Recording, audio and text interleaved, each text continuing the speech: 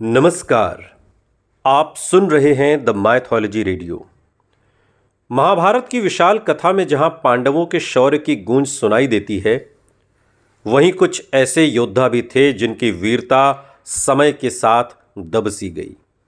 और उन्हीं में से एक वीर था भीमसेन। भीमसेन का पुत्र सवर्ग।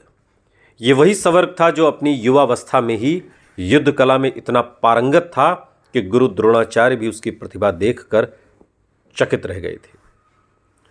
और कहा जाता है कि जब सवर्ग धनुर्विद्या का अभ्यास करता तो उसका बाण लक्ष्य पर गिरने से पहले ही वायु में बिजली सी चमक छोड़ता था।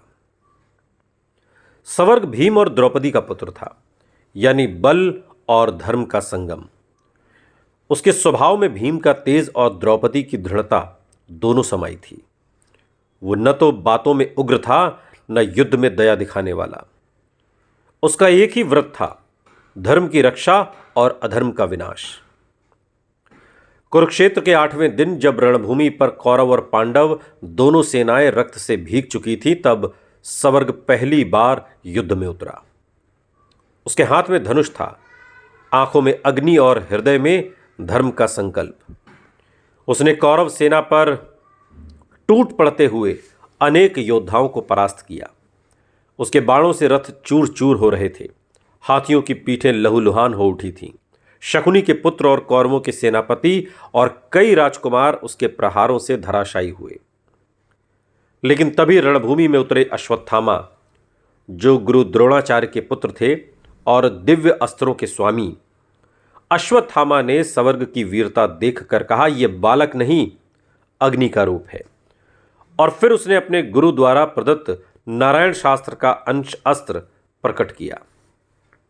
सवर्ग ने उसका सामना किया, परंतु दिव्य अस्त्रों के प्रभाव के आगे उसका कवच और धनुष पिघलने लगे। फिर भी उसने हार नहीं मानी। उसने अंतिम तीर चलाकर दुर्मुख के रथ का ध्वज भेद डाला और गर्व से बोला कि मैं भीमसेन का पुत्र हूं। धर्म के लिए मृत्यु भी मेरे लिए विजय है।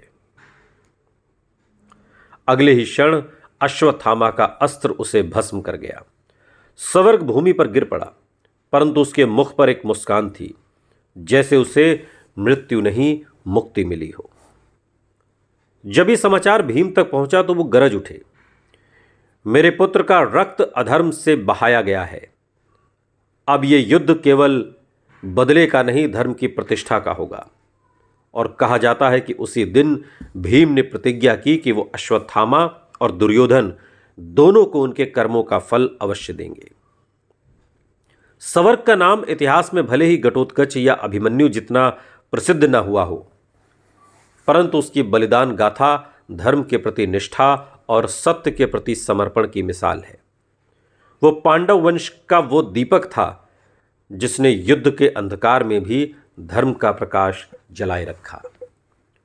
सुनते रहिए द माइथोलॉजी रेडियो। सुनता है सारा इंडिया।